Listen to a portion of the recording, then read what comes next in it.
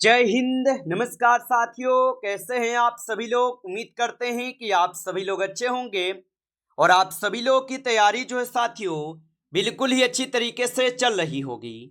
तो साथियों, आज की इस क्लास में हम सभी लोग जो है आरआरबी ग्रुप डी एग्जाम 2026 के लिए जो है टॉप ऐसे इंपोर्टेड और चुनिंदे प्रश्नों को देखेंगे जो कि साथियों आपके 3 अगस्त से लेकर 21 अगस्त तक के एग्जाम के लिए जो है काफी ही इंपॉर्टेंट है।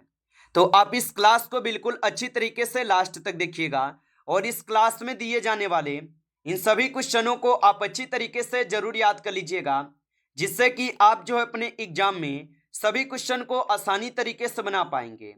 तो चलिए क्लास को स्टार्ट करते हैं और देखिएगा साथियों क्वेश्चन जो है क्या पूछे गए। क्वेश्चन यहाँ पे आपसे पूछे गए हैं, भारतीय संविधान का कौन सा अनुच्छेद दिल्ली को विशेष दर्जा प्रदान करता है। चलिए बताएंगे साथियों, ये सभी के सभी क्वेश्चन काफी इंपोर्टेंट और चुनिंदे क्वेश्चन हैं जो कि आपके एग्जाम में 100% आपको ये सभी क्वेश्चन जो है पूछे जाएंगे। तो आप अच्छे से इन सभी प्रश्नों को याद करते चलिएगा और बताएंगे आप यहाँ पे भारतीय संविधान का कौन सा अनुच्छेद दिल्ली को विशेष दर्जा प्रदान करता है। तो यहाँ पे इस क्वेश्चन का आप सही जवाब जो है ऑप्शन यहाँ पे बी करेंगे। ऑप्शन यहाँ पे बी जो है सही जवाब हो जाएंगे। आप अच्छे से इनको याद रखेंगे। चलिए अगला प्रश्न यहाँ पे देखिएगा। प्रश्न पूछा है कि poverty and un British rule India पुस्तक जो है ना, ये इनके लेखक कौन है। तो poverty and un British rule India पुस्तक के लेखक कौन होगा। तो इस पुस्तक के लेखक हो जाएंगे दादा भाई नौरोजी। ऑप्शन यहाँ पे डी कीजिएगा सही जवाब, दादा भाई नौरोजी होगा। आप अच्छे से इनको याद रखेंगे। चलिए अगला प्रश्न यहाँ पे देखेंगे कि राजा हर्षवर्धन को नर्मदा नदी के तट पर किसने हराया था। चलिए बताएंगे आप यहाँ पे। तो राजा हर्षवर्धन को नर्मदा नदी के तट पर किसने हराया था। तो यहाँ पे इस क्वेश्चन का सही जवाब ऑप्शन बी हो जाएगा, पुलकेशिन द्वितीय हो जाएंगे। ऑप्शन यहाँ पे बी सही जवाब है, पुलकेशिन द्वितीय होगा। चलिए अगला प्रश्न यहाँ पे देखेंगे। प्रश्न है कि संविधान के किस अनुच्छेद में संविधान के प्रारंभ में नागरिकता का उल्लेख है। तो संविधान के किस अनुच्छेद में संविधान के प्रारंभ में नागरिकता का उल्लेख होगा। तो ये उल्लेख किए गए हैं आपके वहां पे। तो आप बताएंगे अनुच्छेद 5 में की गई है। ऑप्शन ए यहाँ पे सही जवाब है। आगे देखिए अगला प्रश्न यहाँ पे दिए गए हैं और प्रश्न पूछे गए हैं आपसे। क्या यहाँ पे प्रश्न है कि 74वां संविधान संशोधन अधिनियम किससे जो है संबंधित है। तो 74वां संविधान संशोधन अधिनियम जो है यह संबंधित है नगर पालिका से। ऑप्शन यहाँ पे बी सही जवाब है, नगर पालिका से है। आगे देखिए अगला प्रश्न यहाँ पे दिए गए। प्रश्न पूछा है आपसे, वैश्विक वन संसाधन मूल्यांकन के अनुसार कुल वन क्षेत्र में भारत का रैंक क्या है। तो वैश्विक वन संसाधन मूल्यांकन के अनुसार कुल वन क्षेत्र में भारत का रैंक क्या है। तो याद रखेंगे इनका रैंक यहाँ पे पूछा है, तो इनका रैंक हो जाएंगे आपके 9वां। ऑप्शन यहाँ पे सही कीजिएगा, 9वां रैंक है। आगे देखिए अगला प्रश्न यहाँ पे दिए गए हैं। प्रश्न पूछा है आपसे कि सिंधु घाटी सभ्यता का सबसे बड़ा स्थल जो है राखी गड्ढी कहाँ स्थित है। चलिए बताइएगा। और साथियों, आप अभी तक इस क्लास को लाइक नहीं किए होंगे तो क्लास को एक बार आप लाइक कर लीजिएगा। नए हैं आप इस चैनल पे तो चैनल को सब्सक्राइब करके ऑल नोटिफिकेशन को भी ऑल पे दबा के जुड़ जाइए, जिससे कि जब भी कोई नई क्लास हो सबसे पहले क्लास का नोटिफिकेशन जो है आपके पास पहुंच सके। तो आप इस चैनल को सब्सक्राइब कर लीजिएगा। और बताएंगे आप यहाँ पे कि सिंधु घाटी सभ्यता का सबसे बड़ा स्थल राखी गड्ढी कहाँ स्थित है। तो ये स्थित कहाँ पे हो जाएंगे। तो ये स्थित है हरियाणा में। ऑप्शन यहाँ पे बी कीजिएगा सही जवाब, हरियाणा में स्थित है। चलिए अगला प्रश्न यहाँ पे देखेंगे। मुरूद जंजीरा किला भारत के किस राज्य में स्थित है। तो मुरूद जंजीरा किला भारत के किस राज्य में स्थित है। तो ये स्थित हो जाएंगे महाराष्ट्र में। ऑप्शन यहाँ पे आपके 20 सही जवाब दिए गए, महाराष्ट्र में स्थित है। आगे देखिए अगला प्रश्न यहाँ पे है, बेसांगु उत्सव किस राज्य में जो है मनाया जाता है। तो बेसांगु उत्सव किस राज्य में मनाए जाते हैं। तो बेसांगु उत्सव मनाए जाते हैं असम में। ऑप्शन आपका डी सही जवाब होगा, असम में मनाए जाते हैं। आप अच्छे से इनको जो है याद रखेंगे। चलिए अगला प्रश्न यहाँ पे देखिएगा और यहाँ पे प्रश्न आपसे पूछे गए कि लीला तिलकम ग्रंथ किस भाषा में जो है लिखा गया है? तो लीला तिलकम ग्रंथ किस भाषा में लिखे गए? तो ये लिखे गए हैं आपके किस में? तो यहाँ पे इस क्वेश्चन का सही जवाब मणि प्रवालम में हो जाएंगे। ऑप्शन यहाँ पे बी सही जवाब हो जाएंगे। चलिए अगला प्रश्न यहाँ पे देखिएगा, और यहाँ पे 11th क्वेश्चन पूछे गए, राष्ट्रपति के विशेष संबोधन का उल्लेख किस अनुच्छेद में है? तो राष्ट्रपति के विशेष संबोधन का उल्लेख किस अनुच्छेद में है? तो राष्ट्रपति के विशेष संबोधन का जो उल्लेख होगा ये आपके अनुच्छेद 87 में है। ऑप्शन यहाँ पे बी सही जवाब है, अनुच्छेद 87 में होगा। आगे देखिए अगला प्रश्न यहाँ पे दिए गए, और प्रश्न पूछा है कि मनरेगा के तहत अकुशल श्रमिकों को कितने दिनों के रोजगार की गारंटी जो है दी जाती है? तो मनरेगा के तहत अकुशल श्रमिकों को कितने दिनों के रोजगार की गारंटी दी जाती है? तो आप बताएंगे 100 दिनों के। ऑप्शन यहाँ पे बी सही जवाब है, 100 दिन के। आगे देखिए अगला प्रश्न यहाँ पे दिए गए, प्रश्न है कि नागरिकता अधिनियम 1955 के किस अनुभाग में के तहत पंजीकरण द्वारा नागरिकता का प्रावधान है? तो नागरिकता अधिनियम 1955 के किस अनुभाग के तहत पंजीकरण द्वारा नागरिकता का प्रावधान है? तो यहाँ पे आप इस क्वेश्चन का सही जवाब जो है ऑप्शन सी करेंगे, अनुभाग 5 में है। ऑप्शन आपका सी जो है सही जवाब होगा, याद रखिएगा। चलिए अगला प्रश्न यहाँ पे देखेंगे, प्रश्न है कि कौन सा नीति निर्देशक तत्व गांधीवादी सिद्धांत पर जो है ना आधारित है? चलिए बताइए, तो कौन सा नीति निर्देशक तत्व गांधीवादी सिद्धांत पर आधारित है?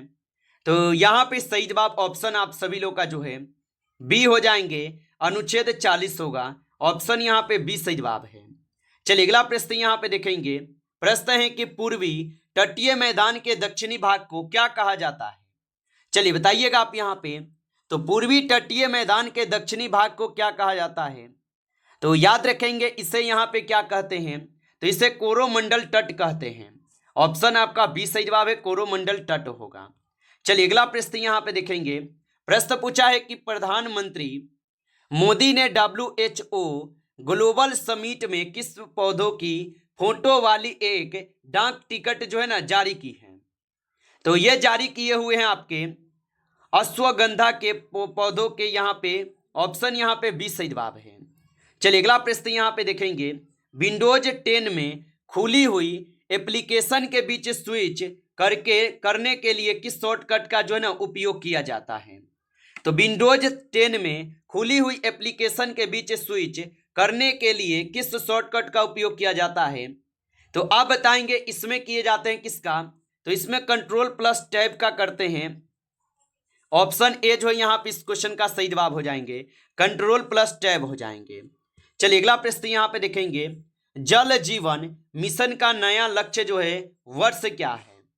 तो जल जीवन मिशन का नया लक्ष्य वर्ष क्या होगा? तो यहाँ पे इस क्वेश्चन का आप सही जवाब क्या लगाएंगे? तो 80 नंबर क्वेश्चन का आप सही जवाब जो है ऑप्शन यहाँ पे क्या करेंगे? तो ए करेंगे, 2028 हो जाएगा। ऑप्शन ए सही जवाब है। चलिए अगला प्रश्न यहाँ पे देखिएगा, 29 क्वेश्चन है, भारतीय संविधान का अनुच्छेद यहाँ पे 39D किससे जो है ना संबंधित है? चलिए बताइए, तो भारतीय संविधान का अनुच्छेद 39D किससे संबंधित है? तो ये संबंधित हो जाएंगे किससे? तो ये सामान्य कार्य के लिए समान वेतन से संबंधित है। ऑप्शन यहाँ पे बी कीजिएगा सही जवाब। आगे देखिए अगला प्रश्न यहाँ पे दिए गए, भारत में 10 वर्षीय जनगणना किस अधिनियम के तहत जो है कराई जाती है? तो भारत में 10 वर्षीय जनगणना किस अधिनियम के तहत कराई जाती है? तो यहाँ पे 20 नंबर क्वेश्चन का सही जवाब ऑप्शन यहाँ पे बी होगा, जनगणना अधिनियम 1948 के तहत। ऑप्शन आपका बी सही जवाब है। चलिए अगला प्रश्न यहाँ पे है कि सराय घाट की लड़ाई 1671 ईस्वी में किनके बीच हुई थी? तो सराय घाट की लड़ाई 1671 ईस्वी में किनके बीच हुई थी? तो ये लड़ाई हुए थे आपके अहोम और मुगल के बीच। ऑप्शन यहाँ पे बी सही जवाब है। आगे देखिए अगला प्रश्न यहाँ पे दिए गए कि तराइन का द्वितीय युद्ध किस वर्ष जो है लड़ा गया था? तो तराइन का द्वितीय युद्ध कब होता है? तो 1192 में तराइन का द्वितीय युद्ध होता है। ऑप्शन यहाँ पे बी जो है सही जवाब होगा। आगे देखिए अगला प्रश्न यहाँ पे है, पानीपत का प्रथम युद्ध जो है कब हुआ था? तो पानीपत का जो प्रथम युद्ध होता है ये कब होता है? तो पानीपत का जो प्रथम युद्ध हुआ था ये युद्ध हुए थे आपके 21 अप्रैल 1526 को। ऑप्शन ए यहाँ पे सही जवाब होगा। 21 अप्रैल 1526 को पानीपत का प्रथम युद्ध होता है। चलिए अगला प्रश्न यहाँ पे देखेंगे, और यहाँ पे प्रश्न आपसे पूछे गए कि प्लासी की लड़ाई 1757 का मुख्य परिणाम जो है क्या था। तो प्लासी की लड़ाई 1757 का मुख्य परिणाम क्या था। तो यहाँ पे 24 क्वेश्चन का सही जवाब जो है ऑप्शन बी होगा, अंग्रेजों को राजनीतिक शासन की प्राप्ति। ऑप्शन यहाँ पे आप लोग का जो है बी बिल्कुल ही यहाँ पे सही जवाब दिए गए, याद रखेंगे। चलिए अगला प्रश्न यहाँ पे देखिएगा, और यहाँ पे प्रश्न पूछे गए हैं 25 की बक्सर का युद्ध 1764 के बाद कौन सी संधि हुई थी। तो बक्सर का युद्ध 1764 के बाद कौन सी संधि हुई। यहाँ पे इस क्वेश्चन का आपका सही जवाब क्या होगा। तो यहाँ पे 25 क्वेश्चन का आपका सही जवाब जो है ऑप्शन यहाँ पे ए हो जाएंगे, इलाहाबाद की संधि होता है। ऑप्शन यहाँ पे ए जो है सही जवाब है, इलाहाबाद की संधि। चलिए अगला प्रश्न यहाँ पे देखेंगे कि चंदेरी का युद्ध 1528 बाबर और किसके बीच जो है लड़ा गया था। तो चंदेरी का युद्ध 1528 बाबर और किसके बीच लड़ा गया था। तो यहाँ पे 26 नंबर क्वेश्चन का सही जवाब क्या करेंगे। तो ऑप्शन यहाँ पे बी करेंगे, मेदिनी राय के द्वारा। ऑप्शन यहाँ पे आप सभी लोग का बी सही जवाब है। आगे देखिए अगला प्रश्न यहाँ पे दिए गए, कन्नौज या बिलग्राम का युद्ध जो है ये किस वर्ष हुआ था। तो कन्नौज या बिलग्राम का जो युद्ध है ये किस वर्ष हुआ था। तो कन्नौज या बिलग्राम का जो युद्ध है यह युद्ध होते हैं आपके 1540 में। ऑप्शन यहाँ पे बी सही जवाब है, 1540 में। अगला प्रश्न यहाँ पे देखेंगे, हल्दी घाटी का युद्ध 1576 किनके बीच जो है लड़ा गया था। तो हल्दी घाटी का युद्ध 1576 किनके बीच लड़े गए। तो यहाँ पे 28 क्वेश्चन का सही जवाब ऑप्शन बी हो जाएगा, अकबर और महाराणा प्रताप के बीच। ऑप्शन यहाँ पे बी सही जवाब है।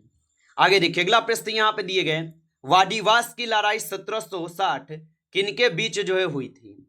तो वाडीवास की लड़ाई 1760 किनके बीच हुई थी। तो ये लड़ाई होते हैं किनके बीच। तो ये अंग्रेज और फ्रांसीसी के बीच होते हैं। ऑप्शन यहाँ पे बी सही जवाब होगा। आगे देखिए अगला प्रश्न यहाँ पे दिए गए 30 नंबर क्वेश्चन है, पुरंदर की संधि 1665 किनके बीच जो है हस्तक्षरित हुई थी। तो पुरंदर की संधि 1665 किनके बीच जो है हस्तक्षरित हुई। तो ये होते हैं आपके किनके बीच, अंग्रेज यहाँ पे औरंगजेब और शिवाजी महाराज के बीच। ऑप्शन ए सही जवाब है, औरंगजेब और शिवाजी महाराज के बीच। आगे देखिए अगला प्रश्न यहाँ पे दिए गए, प्रश्न पूछा है कि 18वें ब्रिक्स शिखर सम्मेलन 2026 की मेजबानी कौन सा देश करेगा। तो 18वें ब्रिक्स शिखर सम्मेलन 2026 की जो मेजबानी है ये कौन सा देश करेगा। तो ये करेंगे भारत। ऑप्शन सी यहाँ पे सही जवाब है, भारत करेगा। अगला प्रश्न यहाँ पे है, प्रश्न है कि हेनले पासपोर्ट इंडेक्स 2026 Q1 में भारत की रैंक जो है क्या है।